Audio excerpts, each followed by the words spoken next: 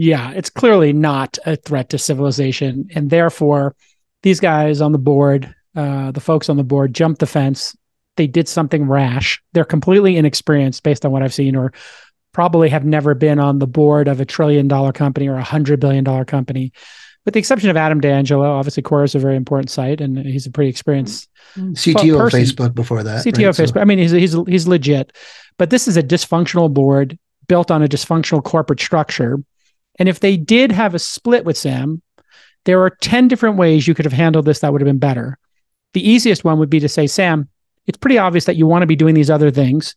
We as a board have decided we want to have a full-time CEO who doesn't have conflicts.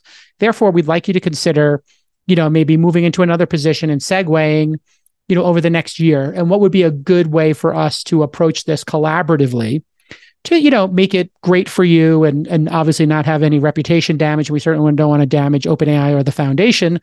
So how can we collaborate on this? Instead, they shivved him in the middle of the night on Google Meet. I mean, the ultimate of insults.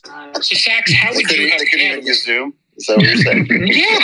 I mean, have you used Google Meet? I mean, that's janky.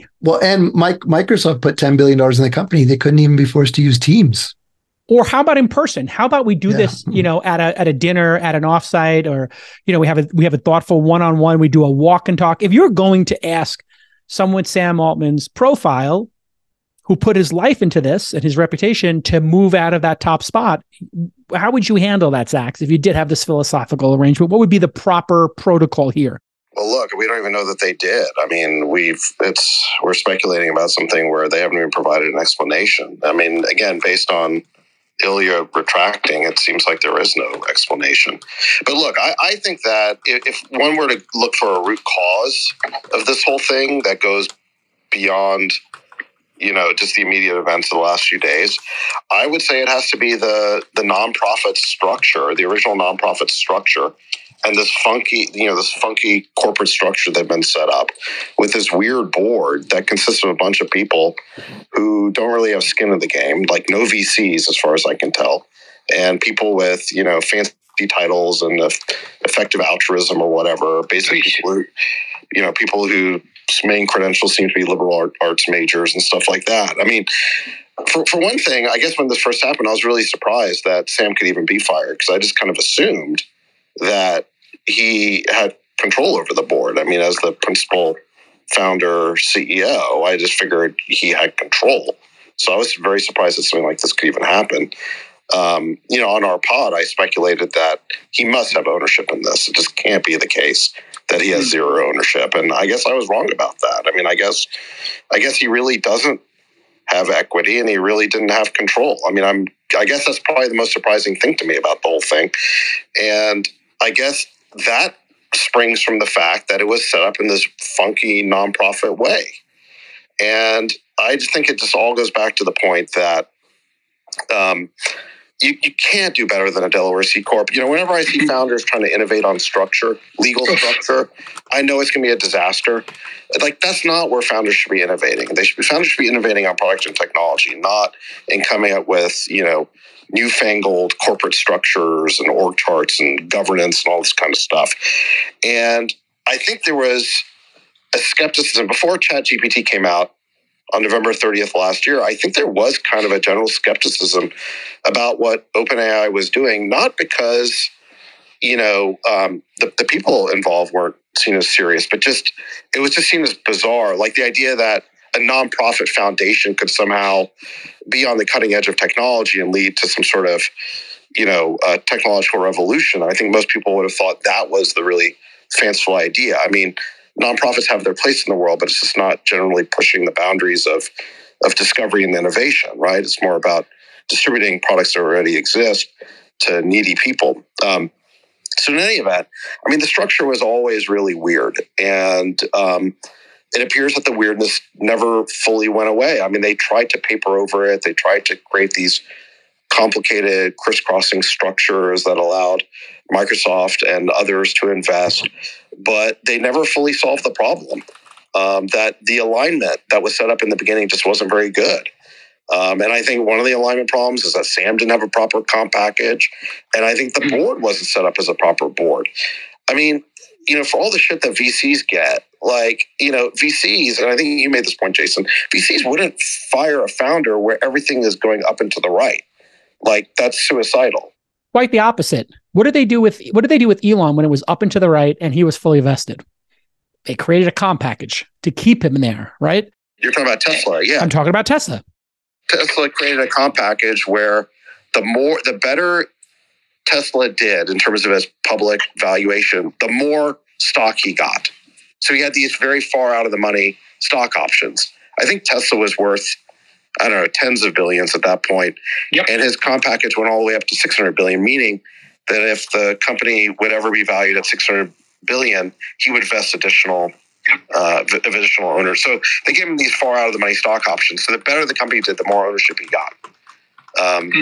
Yeah, everyone had skin in the game. Everyone was aligned. This is the beauty of the, I think of the way that the startup ecosystem works from just a legal and structural point of view is I don't think that Silicon Valley would work without the innovation of the joint stock company, right? You create a company and you have widespread ownership by founders, VCs, and employees, and everybody's aligned, everyone has skin in the game. And then, within that framework, the founders run the company and typically have very broad latitude to do what they want. And everyone's comfortable with that because everyone's aligned. And when everything is up and to the right and working, no one messes with that. It's only when things descend to some sort of crisis or there's some sort of criminal issue or something really, really horrible, do you ever typically get a big intervention. But otherwise, when things are working, you just leave them alone. Because again, everybody's aligned for that big outcome. This is the key point. The structure here, Sonny, in Silicon Valley has been perfected over decades, and it's been battle tested, right? And the Delaware C laws are the manifestation and the codification of that.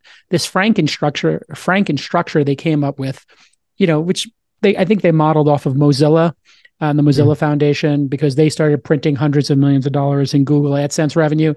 And this is the original sin. Then you put a bunch of, non-stock price incented individuals on the board, and you get this weird outcome.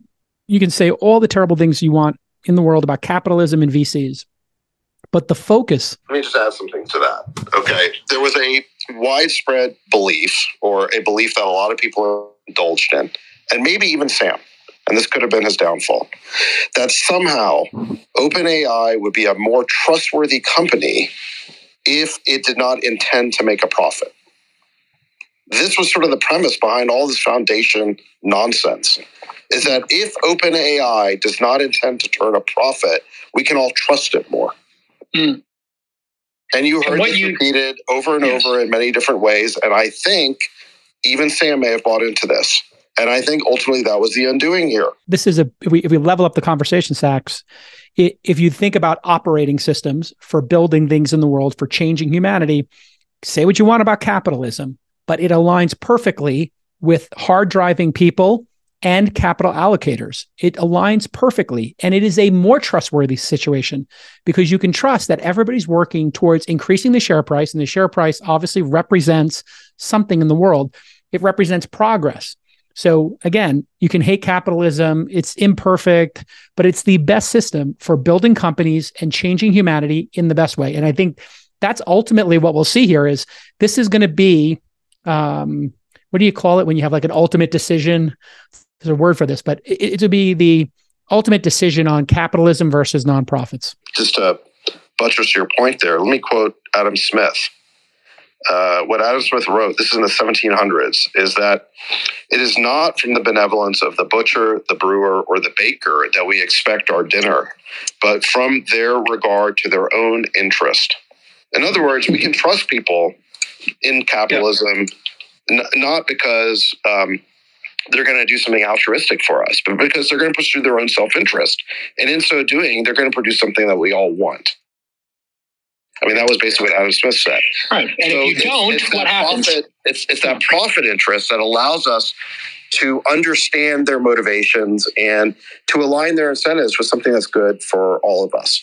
Now, as soon as you take away that profit incentive, say, for example, by putting a bunch of effective altruists on your board, now you don't really know what it is that they're optimizing for. They claim they're optimizing for some principle or other, but it may just be, some crazy idea in their head that we shouldn't trust, or it might be some bureaucratic incentive. These people... It's for social credit. Let's call it what it is. They're doing it for social credit, or they want social credit. Some resume packing item, or some... Who knows?